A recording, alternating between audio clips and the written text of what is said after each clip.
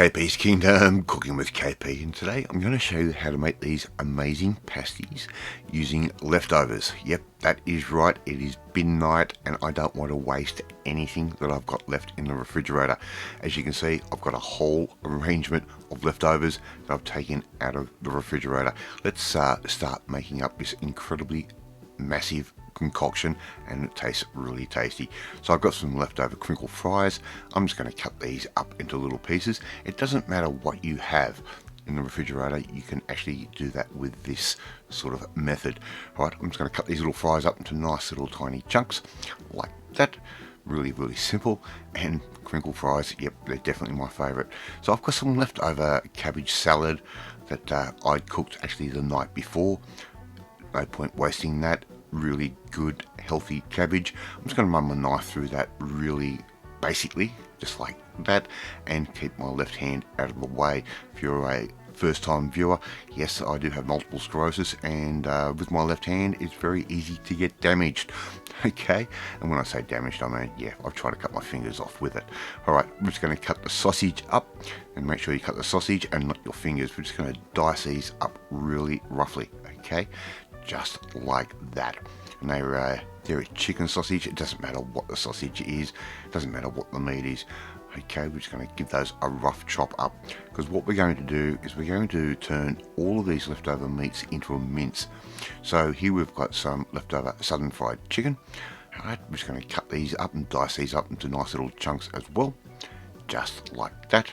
And if you haven't seen how I make my southern fried chicken, there's plenty of recipes and different variations of that on this channel.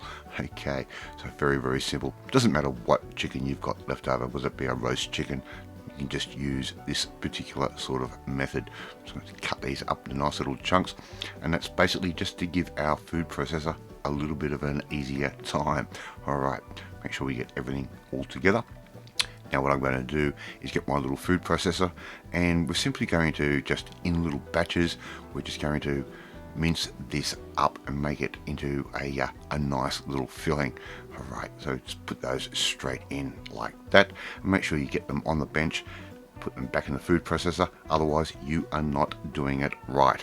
Okay, so I've got my little food processor happy, everything's engaged right. I'm just going to blitz this up and make a really nice fine mince, and I'll just use a pulse action on that, and that way we don't end up with a complete obliteration of our product. We're just going to end up with this really nice mince.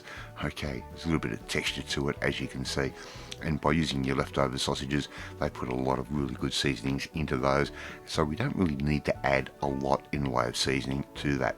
Right, I've done all those meats, they're all processed up. Put a little knob of butter in a pan, and here I've got around about a cup's worth of frozen mixed vegetables.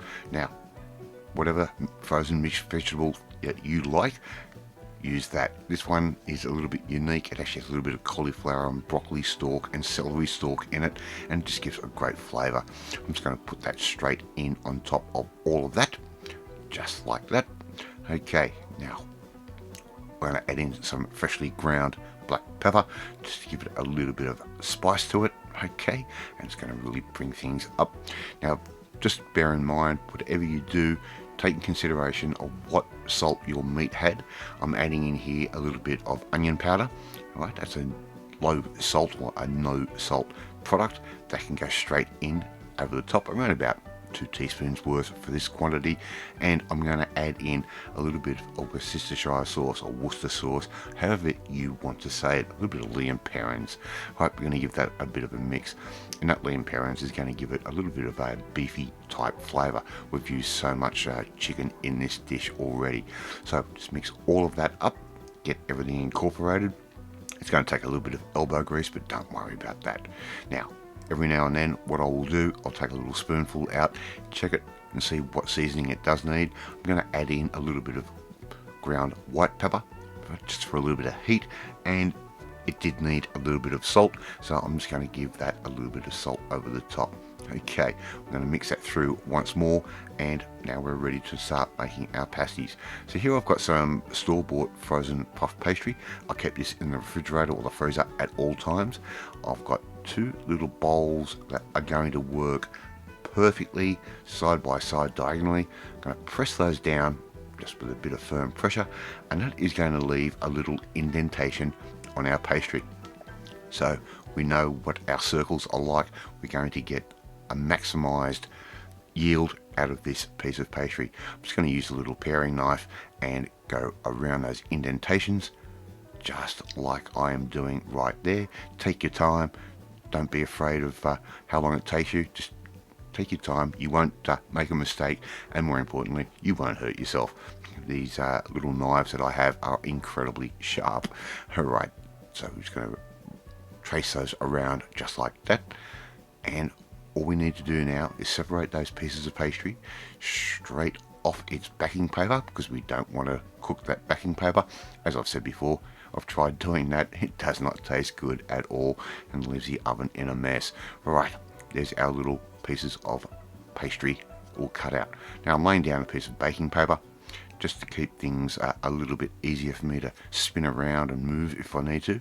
I'm going to fold that in half, give it a little dab, and that's going to give me the halfway mark for my piece of pastry, so we know exactly where our fill line is. Now I've got a little spoon here. I'm going to fill that up on one side, leaving a nice little gap around the outside, just like I'm doing right there.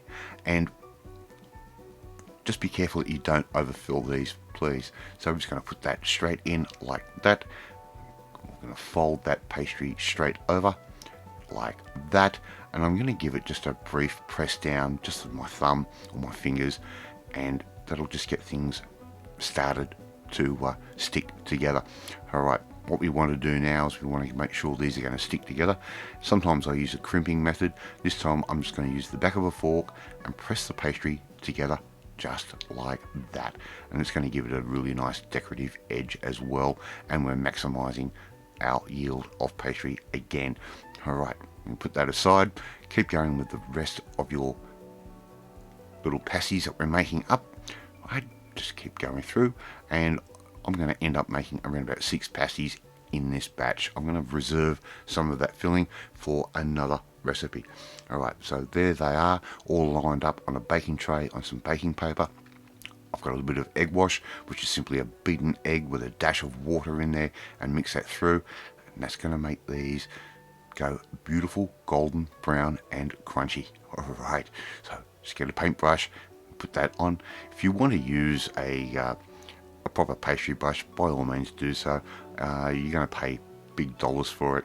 I just go to my little $2 store and buy the cheapest paintbrush I possibly can.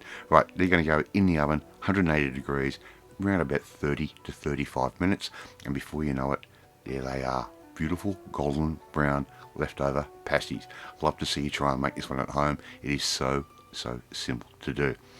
Right, I'll show you a cross section in a second, but thank you so much for watching this video. I really do appreciate it. If you like this video, hit that like button. It gives me confidence and should make you feel warm and fuzzy too. Hit that notifications bell. You'll be notified every time a new video goes up. Look at that cross section, and how beautiful does that look. Leave a comment. I love reading and responding to them, and please share this video with all your friends on all platforms of social media. If you want to learn how to do budget type food hacks, especially at the moment, well, you need to come and join the family, my family. Hit that subscribe button. You'll never miss another one of my videos again. I'm off to eat my leftover pasties, and I will catch you next time. Bye.